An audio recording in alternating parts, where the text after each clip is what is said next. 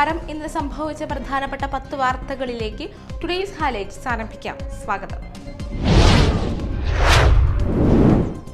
Beauty parlour ഉടമയ്ക്കെതിരായ വ്യാജലഹരി കേസിൽ സർക്കാർ മറുപടി പറയണമെന്ന് ഹൈക്കോടതി. നഷ്ടപരിഹാരം ആവശ്യപ്പെട്ടുള്ള ഷീല സണിയുടെ ഹർജിയിലാണ് കോടതി നിർദ്ദേശം വന്നത്. അതീവ ഗുരുതരമായ സംഭവമാണ് നടന്നിട്ടുള്ളത്. വിഷയത്തിൽ സമഗ്രമായ മറുപടി സർക്കാർ നൽകണമെന്നും ഹൈക്കോടതി പറഞ്ഞു. കെ തോമസ് മാസ്റ്റർ അനുസ്മരണ സമ്മേളനവും പുരസ്കാര സമർപ്പണവും സ്മാരക പ്രഭാഷണവും മാളയിൽ നടന്നു. റവന്യൂ വകുപ്പ് മന്ത്രി അഡ്വക്കേറ്റ് കെ രാജൻ ഉദ്ഘാടനം ചെയ്തു. കെ തോമസ് മാസ്റ്റർ പുരസ്കാരം പ്രൊഫസർ സാറ ജോസഫ് സാമൂഹ്യ ചിന്തകനായ കെ വേണുവിന് സമർപ്പിച്ചു. വി.ആർ. സുനിൽകുമാർ എം.എൽ.എയുടെ കൊടുങ്ങല്ലൂർ മണ്ഡലം തല പുസ്തക വിതരണം മാളയിൽ നടന്നു. റവന്യൂ വകുപ്പ് മന്ത്രി അഡ്വക്കേറ്റ് കെ രാജൻ ഉദ്ഘാടനം ചെയ്തു. മണ്ഡലത്തിലെ ഗ്രാമീണ വായനശാലകൾ, highschool, higher secondary school library, college library എന്നിവയ്ക്കാണ് പുസ്തകങ്ങൾ വിതരണം ചെയ്യുന്നത്.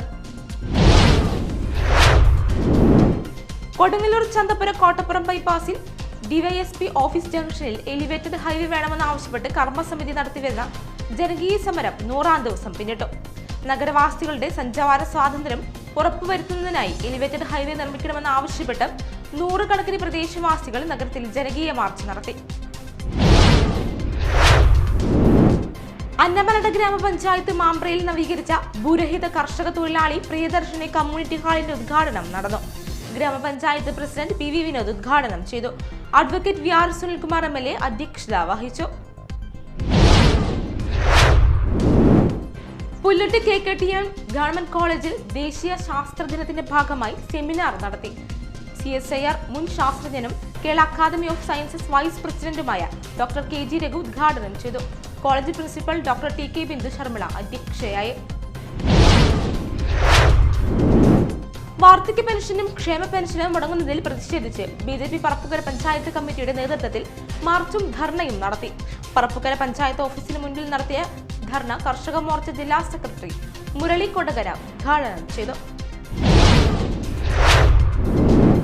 അന്നമനട ഗവൺമെന്റ് UP സ്കൂൾ വാർഷികാഘോഷവും യാത്രയയപ്പ് സമ്മേളനവും ആഘോഷിച്ചു.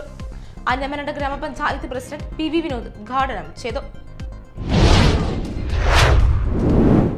അന്യായമായ ഒഴിപ്പിക്കലുകൾ അവസാനിപ്പിക്കുക, വഴിയോര കച്ചവട സംരക്ഷണ നിയമം സമഗ്രമായി എല്ലാ പഞ്ചായത്തുകളിലും നടപ്പിലാക്കുക തുടങ്ങിയ വിവിധ ആവശ്യങ്ങൾ ഉന്നയിച്ച് വഴിയോര കച്ചവട തൊഴിലാളി യൂണിയൻ CITU കൊടകര ഏരിയ തൊഴിലാളി സംഗമം നടത്തി. പോക്സോ കേസിൽ യുവാവിനെ മതിലകം പോലീസ് അറസ്റ്റ് ചെയ്തു. മതിലകം കളരിപ്പറമ്പ് സ്വദേശി മണ്ടത്തറ വീട്ടിൽ ആദിത്യനെയാണ് മതിലകം പോലീസ് ഇൻസ്പെക്ടർ കെ നൌഫലിന്റെ നേതൃത്വത്തിലുള്ള പോലീസ് സംഘം അറസ്റ്റ് ചെയ്തത്.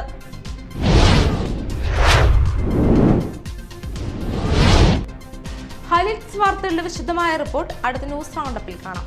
ടുഡേയ്സ് ഹൈലൈറ്റ്സ് ഇവിടെ സമാപിക്കുന്നു.